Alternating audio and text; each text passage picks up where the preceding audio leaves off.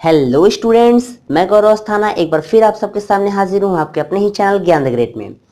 तो जैसे कि अभी तक हम क्लास 10th के यूनिट फर्स्ट लाइफ प्रोसेसेस के बारे में हम लोग डिस्कस कर रहे थे, जिसमें हमने आपको डाइजेशन, रिस्पायरेशन, ट्रांसपोर्टेशन में बहुत ही इंपॉर्टेंट चीज मैंने आपको समझाई थी।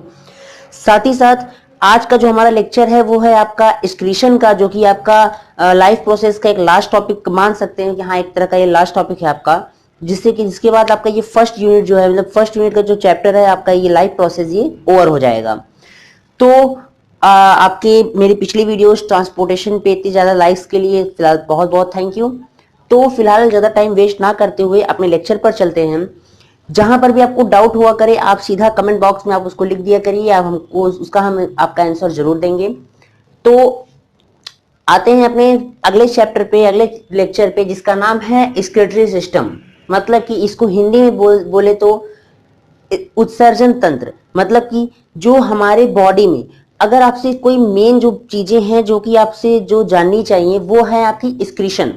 हमारा जो चैप्टर है वो है एक्सक्रीशन। तो हम लोग को पहले ये जानना होगा कि एक्सक्रीशन कहते किसे हैं। तो व्हाट इज एक्सक्रीशन, एक बहुत ही मेन बेसिक बहुत ही अच्छा क्वेश्चन है कि व्हाट इज एक्सक्रीशन। तो होता क्या है, to removal out of the waste material, nitrogenous waste material through out the body are called the excretion. Means मतलब कि जैसे कि हमारे बॉडी में बहुत सारे ऐसे मटेरियल्स होते हैं, ऐसे सब्सटेंस होते हैं जो कि हमारे बॉडी में यूजफुल नहीं होते हैं, वो हमारे बॉडी में सही तरीके से वो काम नहीं करते हैं, वो एक तरह के टॉक्सिक सब्सटेंसेस होते हैं। तो उन्हीं नाइट्रोजनस वेस्ट टॉक्सिक सब्सटेंसेस को हमारे बॉडी से बाहर निकालना ही क्या कहलाता है, एक्सक्रीशन कहलाता है। बहुत इजी टॉपिक है, बस आप समझिए केवल, ठीक है। तो एक्सक्रीशन तो हम लोग समझ गए कि एक्सक्रीशन क्या होता है। तो होता क्या है, बात कहां से शुरू होती है। कुछ आपके देखिए, आपके जो चारों तरफ बहुत तरह के ऑर्गेनिजम्स रहते हैं। आपने क्लास 9th में ये पढ़ा होगा कि यूनिसेलुलर एंड मल्टीसेलुलर ऑर्गेनिजम्स किसे कहते हैं, यूनिसेलुलर एंड मल्टीसेलुलर ऑर्गेनिज्म। तो देखिए यूनिसेलुलर, देखिए यूनिसेलुलर, तो यूनिसेलुलर मींस क्या होता है कि ऐसे यूनिसेलुलर, यूनि मतलब होता है एक, सेलुलर में होता है, सेलुलर मींस होता है सिंगल सेल्स, मतलब ऐसे ऑर्गेनिज्म जो कि सिंगल सेल से मिलकर बने होते हैं। और मल्टी सेलुलर क्या होते हैं, जो कि बहुत सारे सेल से, ऑर्गेनाइजेशन से मिलकर बने होते हैं। तो होता क्या है कि जो एक्सक्रीशन होता है वो एक लाइफ प्रोसेस है। मैंने आपको पहले ही बता दिया है कि जो लाइफ प्रोसेस होते हैं उनका मेन मकसद क्या होता है, उनका मेन मोटिव क्या होता है, उनके बिना हमारी जो लाइफ है वो पॉसिबल नहीं है। तो जो एक्सक्रीशन है, चाहे वो आपके सिंगल सेल हो, चाहे यूनिसेलुलर ऑर्गेनिजम्स हो, चाहे वो मल्टीसेलुलर ऑर्गेनिजम्स हो, सबके लिए वो क्या होते हैं, आपके लिए जरूरी होते हैं। तो जो यूनिसेलुलर ऑर्गेनिजम्स होते हैं, जैसे कि पैरामीशियम, जैसे कि आपको यहाँ पे फिगर दिख रहा होगा कि पैरामीशियम जो होता है वो पैरामीशियम, यूग्लिना, अमीबा, ये सब जो होते हैं ये सब आपके बहुत ही छोटे यूनिसेलुलर ऑर्गेनिजम्स होते हैं जो प्रोटोजोआ फाइलम्स के अंडर में आते हैं। तो जो ये आपके ऑर्गेनिजम्स होते हैं इनमें भी आपका एक्सक्रीशन होता है, बट हाँ, लेकिन इनका जो एक्सक्रीशन होता है वो हमारे जैसे मल्टीसेलुलर ऑर्गेनिजम्स से बिल्कुल भी अलग होता है। क्योंकि हमारे हमारे बॉडी में एक प्रॉपर एक मैकेनिज्म बना हुआ है, प्रॉपर ऑर्गन बने हुए हैं एक्सक्रीटरी के लिए, एक्सक्रीशन के लिए। लेकिन जो यूनिसेलुलर ऑर्गेनिजम्स होते हैं उनमें एक्सक्रीशन के लिए एक पार्टिकुलर ऑर्गन्स नहीं होते हैं। इसीलिए जो आपका जो यूनिसेलुलर ऑर्गेनिजम्स होते हैं वो हमेशा अपना एक्सक्रीशन अपने बॉडी वॉल, मतलब बॉडी, अपने बॉडी की जो सरफेस होती है उस सरफेस के थ्रू क्या करते हैं, निकाल देते हैं, through the process of diffusion. Diffusion process के थ्रू वो अपने बॉडी में से जितने भी आपके वेस्ट मटेरियल्स होते हैं उनको वो बाहर निकाल देते हैं। तो यहां पर तो हमने एक छोटी सी टॉपिक जाना एक्सक्रीशन इन यूनिसेलुलर ऑर्गेनिजम्स में, ठीक है। तो जो जितने भी यूनिसेलुलर ऑर्गेनिजम्स होते हैं वो एक्सक्रीशन अपने बॉडी थ्रू, बॉडी वॉल के थ्रू करते हैं, थ्रू द डिफ्यूजन के थ्रू करते हैं। तो वहां पे बात छोड़ के अब बात करते हैं अपने हायर लेवल ऑर्गेनाइजेशन में, जैसे कि आपके वर्टिब्रस, वर्टिब्रेट हुए, वर्टिब्रल कॉलम, ये सब चीजें बारे में, कॉर्डेटा, नॉन कॉर्डेटा में, इन सब में देखते हैं। तो देखिए होता क्या है कि हमारे जो हायर वर्टिब्रेट ऑर्गेनिजम्स होते हैं, जैसे मैमेलियन जो ऑर्गेनिजम्स होते हैं, उनमें एक proper mechanism, proper organ developed हुआ होता है जिससे जिस ऑर्गन के थ्रू वो एक्सक्रीशन करते हैं। तो अब वो कैसे करते हैं यही इस चैप्टर में हम उनको डिस्कस करेंगे। तो अब बात ये करते हैं कि उसके भी जानने से पहले हमको एक चीज और जानना पड़ेगा कि हर एक organisms singular types of waste material को तो एक्सक्रीट नहीं करता है।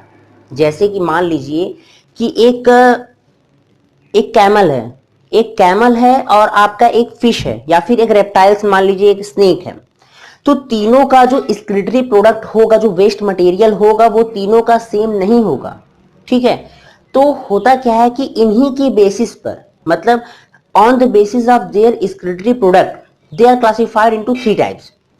उनको 3 टाइप्स में डिवाइड किया गया है, जिसमें देखिए पहला जो है आपका क्या है, आपका अमोनोटेलिक।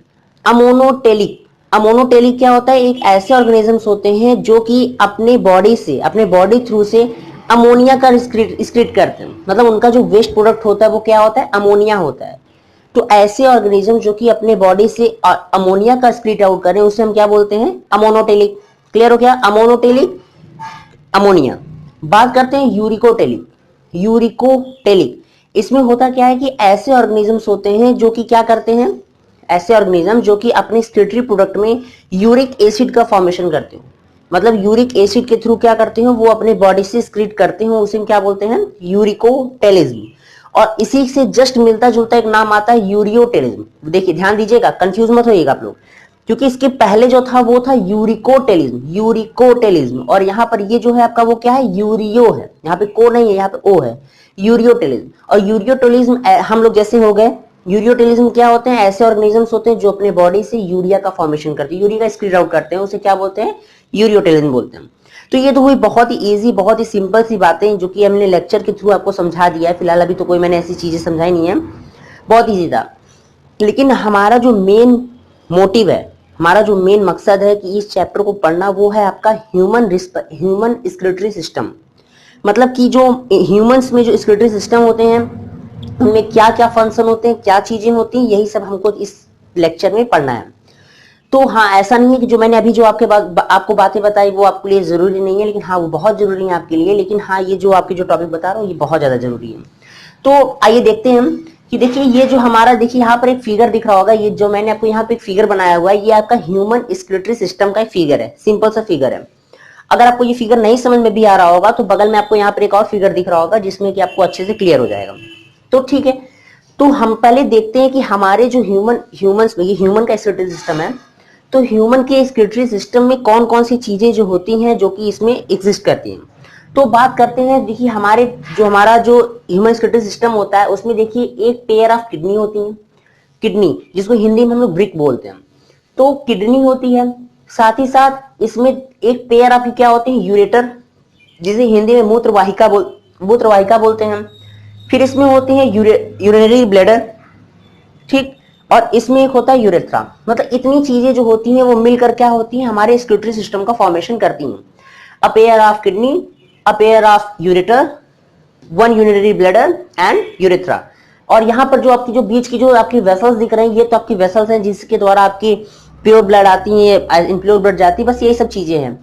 तो देखिए एक चीज आपसे देखिए बहुत ही जरूरी, कुछ बच्चों में ये बहुत ज्यादा मतलब कंफ्यूजन रहती है कि आखिर जो किडनी होता है उसका मेन जो फंक्शन होता है वो क्या होता है, किडनी का मेन फंक्शन क्या होता है, कि वो हमारे बॉडी में क्या वर्क करता है। देखिए सिंपली सी बात है कि जो आप लोग हार्ट और किडनी में लेकर बहुत ज्यादा कंफ्यूज हो जाते हो, मैंने कई बार देखा है। होता क्या है कि जो हार्ट होता है वो हमारे बॉडी में केवल ब्लड को पंप करता है, सारे ऑर्गन्स तक वो क्या करता है, वो ब्लड को पहुंचाता है। लेकिन जो आपका किडनी होता है इसका जो मेन फंक्शन होता है क्या होता है, ये ब्लड को प्योर करता है, ये ब्लड को फिल्ट्रेट करता है, जिससे कि इसके टॉक्सिक मटेरियल जो होते हैं वो बाहर आ जाए और बाकी जो आपका जो ब्लड है वो क्या हो जाए, प्योर हो जाए। तो इसी से रिलेटेड आज हम ये देखेंगे। तो यहाँ तक तो मैंने बता दिया कि आपको क्या क्या चीजें इसमें होती हैं। अब देखिए समझिए, बहुत जैसे मैंने हार्ट में आपको बहुत ही इजी वे में मैंने आपको समझाया था कि कहाँ से आ रहा है, कहाँ जा रहा है, हर एक चीज मैंने समझा दिया था। ठीक उसी तरीके से देखिए आपको मैं इस फिगर को भी बहुत ही इजी वे में मैं समझाऊंगा, आप बिल्कुल भी डाउट में आप नहीं रहिएगा। ठीक है, देखिए होता क्या है कि हमारे ब्लड में, हमारे पूरे बॉडी में ब्लड पूरा जगह भरा हुआ है, हमारे बॉडी के हर एक पार्ट में। यहाँ पे हम लोग कट करेंगे, यहाँ से भी ब्लड निकलेगा, पैर के हम लोग एड़ी में भी कट करेंगे, एंकल में भी कट करेंगे तो वहां से भी आपको क्या होगा, ब्लड निकलेगा। तो मतलब कहा जाए कि ब्लड जो है वो हमारे पूरे बॉडी में फैला हुआ है। होता क्या है कि जो देखिए इसमें मैंने दो ब्रॉड मतलब चौड़ी वेसल्स को बनाया, ब्लड वेसल्स को मैंने बनाया है। अब ये आपकी आर्टरीज हैं, वेन्स हैं, ये मैं भी आपको समझा रहा हूँ, प्लीज कंफ्यूज मत होइए। तो देखिए होता क्या है कि यहाँ पर आपकी मैंने दो ब्रॉड वेसल्स बनाई हैं, जिनमें एक का नाम है राइट रीनल आर्टरीज और यहाँ पर है लेफ्ट रीनल आर्टरीज। यहाँ पर रीनल आर्टरीज दोनों है, लेकिन यहाँ पर राइट एंड लेफ्ट में इसको डिवाइड कर दिया गया है। लेकिन फिर उसके बाद समझिएगा कि ये आपका जो ये वाली पोर्शन है ये आपका आरोटा है, आरोटा, देखिए नाम आपको हार्ट में समझ में आ रहा होगा कि हार्ट में जो ऊपर वाला पोर्शन था वो था आरोटा। तो ये आपका क्या है, आरोटा है। और ये आपका क्या है, inferior vena cava. Inferior vena cava कहां होता था, आप गेस कीजिए। जो हार्ट का जो हार्ट के जो राइट आर्टरियम में जो आपका जो पोर्शन होता था वहां पर एक वेसल्स आती थी जिसका नाम था inferior vena cava. Vena cava समझ गए थे। तो जो बॉडी के नीचे वाले जो इम्प्योर ब्लड को कवर करता था उसको क्या बोलते हैं, इंफीरियर वेना कावा, और ऊपर साइड सुपीरियर वेना कावा। तो पीछे से आने वाली नॉइस को इग्नोर कर दीजिए, बस केवल अपने टॉपिक पे ध्यान दीजिए। तो अब देखिए होता क्या है, जो हमारी ये जो वेसल्स हैं इनसे हमारी जितनी भी इम्प्योर हैं, इम्प्योर ब्लड, देखिए यहां पर ऑक्सीजनेटेड एंड डीऑक्सीजनेटेड की बात मैं नहीं करूंगा, और इससे आप प्योर और इम्प्योर को मत समझिएगा कि हाँ ये आपका कौन, मैं डीऑक्सीजनेटेड को इम्प्योर और ऑक्सीजनेटेड को प्योर बोलूंगा। यहाँ पर मैं इसमें मिली हुई जो इम्प्योरिटीज हैं उनके हिसाब से, उनके बेसिस पर मैं इनको क्या बोल रहा हूँ, प्योर एंड इम्प्योर बोल रहा हूँ। तो देखिए होता क्या है कि यहां से जितनी भी इम्प्योर ब्लड होती हैं, जितनी भी इम्प्योर ब्लड होती हैं वो आरोटा के थ्रू क्या होती हैं, वो आपके नीचे साइड आती हैं, यहां पर आ गई। फिर यहां पर आने के बाद होता क्या है कि ये जो आपकी दोनों किडनी जो होती है वो इंटरकनेक्टेड होती है, एक दूसरे से जुड़ी हुई होती है। तो होता क्या है कि ये आपका जो ब्लड है, इम्प्योर ब्लड है, वो आपके इन दोनों किडनीज में वो चला जाएगा, मतलब आरोटा से आया और इन दोनों किडनीज में वो चला गया। क्लियर हो गया। फिर क्लियर, अब ये किडनी में जाने के बाद जितना भी ब्लड आपका है वो ब्लड आपका प्योर हो जाएगा। क्लियर हो गया। जितने भी ब्लड आपका किडनी में गया है वो प्योर हो जाएगा, और साथ ही साथ आपकी जितनी भी प्योर ब्लड हैं वो इंफीरियर वेना कावा के थ्रू चली जाएंगी। यहां तक समझ में आ गया। अब बची जितनी भी हमारी ब्लड में जितनी भी इम्प्योरिटीज थी, देखिए हमने अभी आपको शुरुआत में ही आपको बताया कि जो हम लोग हैं वो क्या है आपकी, हम लोग क्या है, यूरियोटेलिज्म, हम लोग यूरिया का एक्सक्रीट आउट करते हैं। तो होता क्या है कि जितनी भी यूरिया बेस्ड सब्सटेंस, जो नाइट्रोजनस बेस्ड सब्सटेंस जो बचे हुए हैं वो क्या होते हैं, वो आपकी ये देखिए दो पतली पतली वेसल्स दिख रही होंगी जिनको हम बोलते हैं यूरेटर।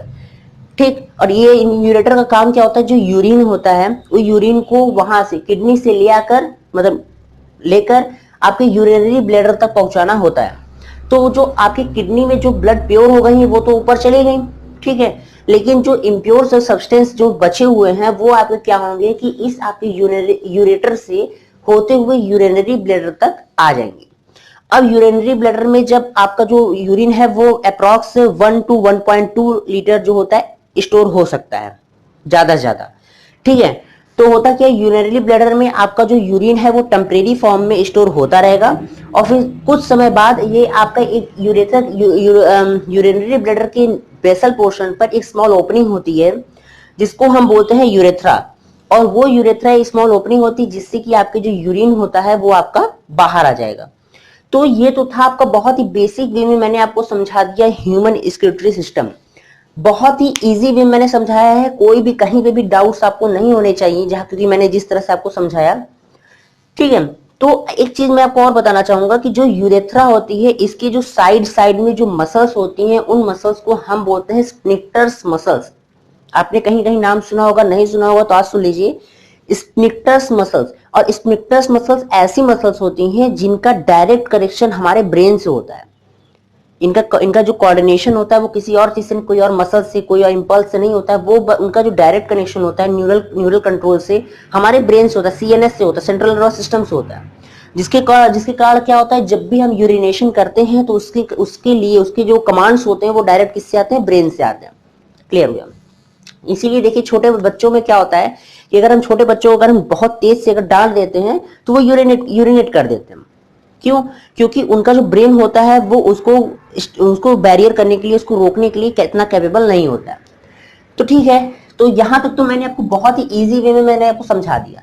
लेकिन मैंने एक चीज देखी, यहाँ पर मैंने आपको एक चीज में डाउट में रखा है कि मैंने आपको बोला था कि यहाँ से ब्लड आता है और यहाँ पर जो आपकी किडनी में जब जाता है, किडनी में क्या होता है, ब्लड प्योर हो जाता है। तो भाई आपने बोला कि सर ये किडनी क्या होता है, ये कैसे प्योर होता है, अभी कुछ चीजें तो बची हुई हैं। तो परेशान मत होइए, क्योंकि यहाँ पर देखिए जो आपकी जो किडनी है, जो है किडनी में जो जो चीजें हो रही हैं वो मैंने आपको यहाँ पर देखिए डायग्राम मैंने यहाँ पर बनाया हुआ है। और नहीं ये डायग्राम समझ में आ रहा है, थोड़ा कॉम्प्लिकेटेड डायग्राम लग रहा है, क्योंकि आपको पता है कि जो हैंडमेड जो डायग्राम्स होते हैं वो थोड़े अजीब से होते हैं। तो फिलहाल समझ लीजिए कि यहाँ पर आपको एक और डायग्राम दिख रहा होगा जिससे कि क्या हो रहा होगा, आपको क्लियर हो जाएगा। तो बस समझिए, कि किडनी के बारे में अब हम समझा रहे हैं, बहुत अच्छे समझेंगे, प्लीज समझिए। देखिए होता क्या है कि जो हमारा जो किडनी होता है, जो हमारा किडनी होता है वो एक हार्ड, एक ऐसा होता है हार्ड कैप्सूल शेप, कैप्सूल में कवर्ड रहता है, ठीक। इसका जो कलर होता है वो रेडिश ब्राउन होता है। मैं इस फिगर को मिटाना चाहूंगा क्योंकि यहां पर मैं कुछ इंपॉर्टेंट टॉपिक्स लिख दूं जिससे कि आपको रिमेंबर रहे।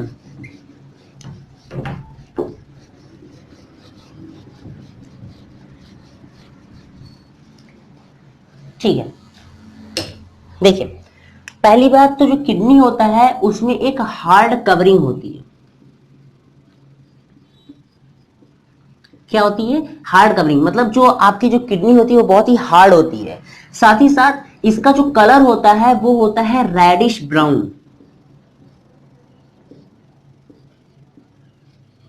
क्या होता है? रेडिश ब्राउन, मतलब ये हल्के से ब्राउन कलर में, रेडिश ब्राउन कलर में ये होता है, ठीक है। अच्छा, एक बहुत ही इंटरेस्टिंग चीज मैं आपको समझाना चाहूंगा, बस केवल समझिए आप लोग केवल। देखिए पहली बात इसकी लोकेशन के बारे में जान जाते हैं। देखिए कुछ लोगों से अगर आप पूछेंगे कि किडनी कहां पर होती, तो वो बोलेंगे यहां पर होती, कोई कहेगा यहां पर होती, कोई अजीब सी चीजें बताएंगे। तो बिल्कुल आप परेशान मत होइए, बस केवल इतना समझिए कि हमारी जो बैकबोन होती है, मतलब वर्टिब्रल कॉलम जो होती है, जहां पर वो वर्टिब्रल कॉलम खत्म होती है, मतलब बैक साइड में, ठीक। मतलब होता क्या है कि ये हमारे back side, lower abdominal region के नीचे बैक साइड में ये प्रेजेंट होती है, ये पेयर में होती है, और ये आपके वर्टिब्रल कॉलम के साइड साइड में ये प्रेजेंट होती है, ठीक है। तो यहां पर क्या होता है, ये वर्टिब्रल कॉलम,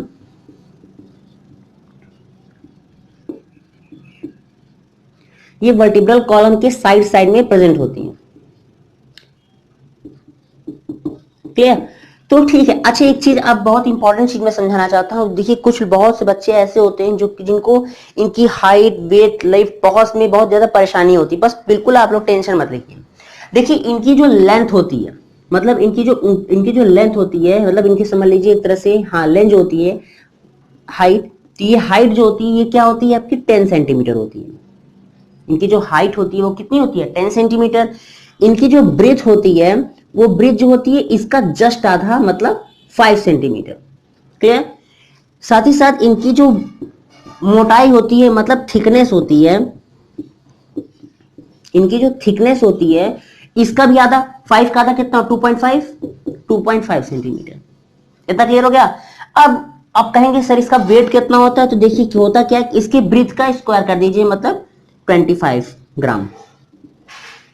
तो यहां पर तो इसकी देखिए स्ट्रेटेजी पूरी समझ में आ गई है फिलहाल कि क्या होता है कि जो इसकी हाइट होती है, मतलब इसकी जो लंबाई होती है वो 10 सेंटीमीटर लगभग होती है। इसकी जो चौड़ाई होती है वो कितनी होती है? 5 सेंटीमीटर। जिसकी थिकनेस होती है वो 2.5 सेंटीमीटर होती है, और इसका जो वेट होता है वो 25 ग्राम होता है।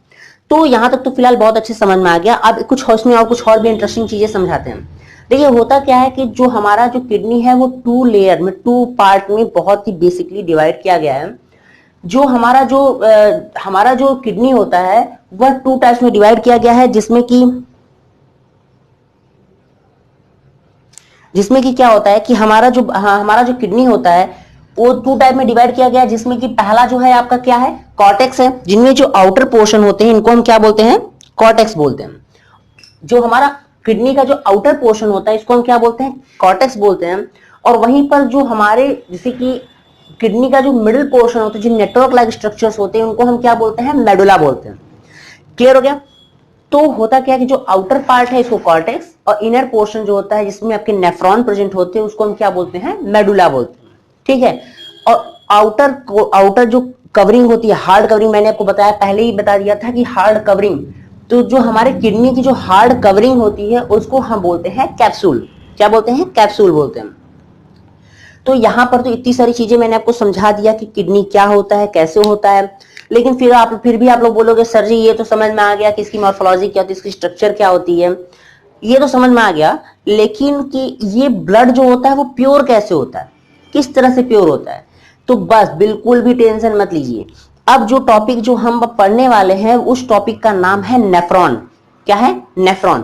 तो देखिए अभी तक मैंने आपको बहुत सारे टॉपिक्स को समझाया, बहुत आपको समझ में आ भी गए होंगे, नहीं भी समझ में आया है तो आप कमेंट बॉक्स में जरूर इसको क्वेश्चन पूछिए, मैं आपको जरूर आंसर दूंगा।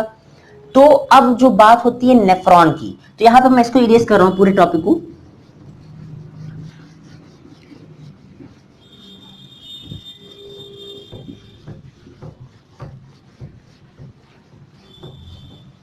ठीक है। तो यहां पर मैंने जो चीजें हैं ये मैंने आपको आपको बता दिया है। तो अब समझते हैं नेफ्रॉन के बारे में। देखिए नेफ्रॉन पहले लिख लेते हैं इसकी स्पेलिंग।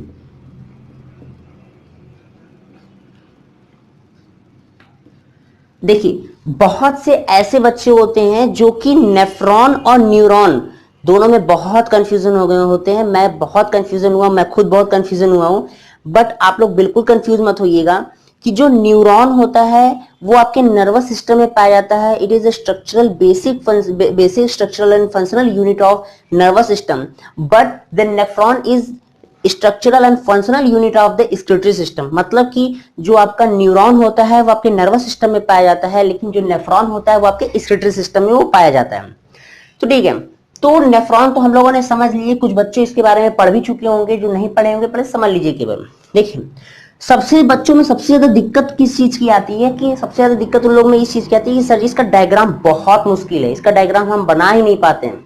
तो देखिए बहुत ही इजी में मैं समझा रहा हूं। देखिए होता क्या है कि पहले आप एक सी शेप स्ट्रक्चर बना लीजिए। इंग्लिश के सी से थोड़ा बड़ा बनाते हैं जिससे और अच्छे समझ में आए। ठीक है, एक सी शेप स्ट्रक्चर आप बना लीजिए पहले, अच्छे से बन गया।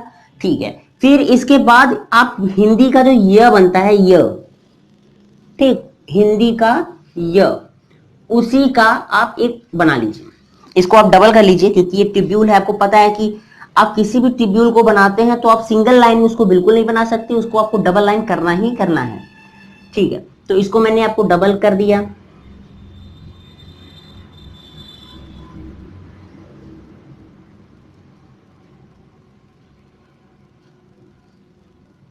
ठीक है, यहां पर देखिए मैंने हिंदी के अक्षर का एकदम य बना लिया क्योंकि आगे मैंने सी के जैसे बनाया और फिर ये आपका य बना लिया। ठीक है, अच्छा समझ लीजिए। अब बनाते हैं इनकी ब्लड टिब्यूल्स के बारे में। ठीक है, तो ब्लड टिब्यूल्स इनकी देखते हैं। तो यहां पर आप क्या करिए, यहां पर आपको ऐसे करके ऐसे गोज दीजिए पूरा। ठीक है, फिर यहां से एक आप ऐसे पाइप निकालिए। ठीक है, तो आप इनको यहां पर एक कॉइल स्ट्रक्चर बनाइए, फिर ऐसे से कॉइल्ड करते करते यहां पर आपका फिर कॉइल्ड करिए, फिर यहां पर आप ऐसे निकाल दीजिए। क्लियर हो गया।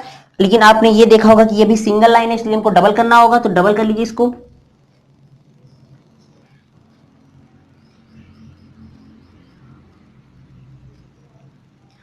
देखिए ये जो डायग्राम्स है अगर आप कहीं पर भी इसको बना देंगे तो आपको कभी भी ये डायग्राम आपके गलत नहीं होंगे और इसमें आपको समय भी कम लगेगा और आपको अच्छे से इससे मार्क्स भी गेन हो जाएंगे। देखिए बहुत ही इजी वे में मैंने आपको बना दिया है यहाँ पर नेफ्रॉन का स्ट्रक्चर। नेफ्रॉन का स्ट्रक्चर मैंने बहुत ही इजी वे में आपको मैंने समझा दिया, बना दिया है। लेकिन अब मेन बात आती है इनके नेमिंग की। तो देखिए इसकी नेमिंग जो होती है मिनिमम हमको बोर्ड में, जो बोर्ड अलाउ करता है, तो हर एक डायग्राम में मिनिमम हमको 8 नेमिंग करनी होती है। 8 नेमिंग आपको करनी होती है। 8 नेमिंग से अगर आप ऊपर करते हैं तब तो आपके लिए प्लस पॉइंट है, लेकिन हाँ अगर उसके नीचे करते हैं तो हाँ कहीं ना कहीं आपके मार्क्स कटने की चांसेस रहते हैं। तो बात कर लेते हैं। तो देखिए ये नेफ्रॉन है और ये आपका जो है, देखो ये जो नली है, ये जो पाइप है, वेसल्स है, इससे हो रहा है क्या, इससे ब्लड जो होता है वो आपके नेफ्रॉन में आ रहा है।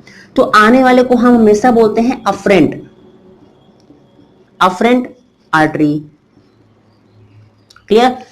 ठीक है, ये जो आपका ये जो स्ट्रक्चर है इसको हम बोलते हैं बोमैन। रुक जाइए, इसको मैं यहां पे नहीं लिखता हूं क्योंकि यहां पे फिगर थोड़ा सा गंदा हो जाएगा। ठीक है, तो मैं इसको यहां पे इरेज करके मैं यहां पे लिख देता हूं बोमैन कैप्सूल। ठीक, इसको जो आपके बहुत ही हाईली डेंस जो कॉइल्ड स्ट्रक्चर है इसको हम लोग बोलते हैं ग्लोमुलस। इनको हम क्या बोलते हैं, ग्लोमुलस बोलते हैं। ठीक है, फिर यहां पर देखिए ये आपका एक बहुत, देखिए दो जगह हमको coiled structure, highly coiled structure मिल रहा है, यहां पर एक यहां पर। तो इसको हम बोलते हैं पीसीटी। इसका जो फुल फॉर्म होता है मैं अभी वहां पे लिख दूं क्योंकि जगह भी कमी है। तो यहां पर इसको बोलते हैं डीसीटी, मतलब इस वाले को हम बोलते हैं पीसीटी और इसको बोलते हैं डीसीटी। और इसको देखिए अब यहां पर क्या है कि यहां पर देखिए एक हमारा क्या है, एक लूप बन रहा है, हाफ लूप बन रहा है। और हाफ लूप जो होता है, एक साइंटिस्ट थे जिनका नाम था जॉर्ज हेनले था। तो उन्होंने क्या किया था कि उन्होंने इस कॉइल को डिस्कवर किया था, इसको लिए इनका नाम इसका क्या रखा गया, हेनले लूप। क्या नाम रखा गया था? Henle loop. और यहीं पर जहां पर आपकी ये पूरा नेफ्रॉन की स्ट्रक्चर जहां पर मिलती है, इसको हम बोलते हैं collecting duct.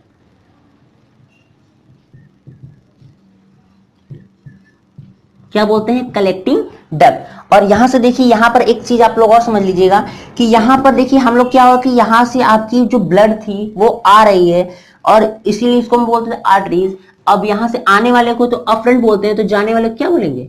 Efferent. Efferent veins. Veins नहीं, वेन बोलेंगे, सीधी बात। तो देखिए ये तो बहुत ही बेसिक स्ट्रक्चर, बहुत ही अच्छे से मैंने आपको ये समझा दिया कि ये क्या है, आपका एक नेफ्रॉन का स्ट्रक्चर है। तो पहली बार मैं आपको फिर से कह रहा हूं कि नेफ्रॉन और न्यूरॉन में आप बिल्कुल भी कंफ्यूज मत हुआ करिए कि ये दोनों में अंतर क्या है। तो ठीक है, तो यहां पर तो मैंने स्ट्रक्चर के बारे में समझा दिया, लेकिन अब इनमें फंक्शन क्या होता है, अब ये समझ लीजिए। देखिए, पहले इसको समझाने से पहले आपको एक छोटी सी कहानी सुनाता हूँ। कहानी एक छोटे से मेम्स के थ्रू मैं आपको समझाना चाह रहा हूँ। देखिए होता क्या है कि अगर मैं आपको एक बाल्टी दूं और बाल्टी में बहुत सारी रेत है और रेत में बहुत सारे कंकड़ हैं, तो होता क्या है कि अगर हम कहें कि उस कंकड़ को हमको दिखाओ, तो आप उस कंकड़ को कैसे, पहले क्या करोगे? आप पूरे बाल्टी के पानी को, बाल्टी को, पूरे रेत को एक जगह गिरा दोगे, फिर जितने कंकड़ हैं उसको आप उठा के फेंक दोगे और फिर बालू को उसमें भर लोगे, बोलोगे कि हाँ सर ये तो प्लेन हो गया, बराबर ना? तो होता क्या है, ठीक वही प्रोसेस आपका यहां पर भी होता है। बहुत ही इजी वे में समझिएगा। होता क्या है, देखिए जो अफरेंट आर्टरीज है, मतलब जो इम्प्योर ब्लड है, यहां पर आपका क्या आ रहा है? इम्प्योर ब्लड आ रहा है।